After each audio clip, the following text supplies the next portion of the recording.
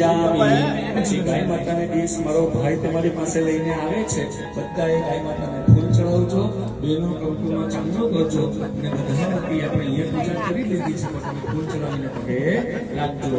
પૂજા છે શ્રી કૃષ્ણ ગોવિંદ હરે મુરારે, હે નાથ નારાયણ વાસુદેવા। શ્રી કૃષ્ણ ગોવિંદ હરે મુરારે, હે નાથ નારાયણ વાસુદેવા। શ્રી કૃષ્ણ ગોવિંદ હરે મુરારે, હે નાથ નારાયણ વાસુદેવા।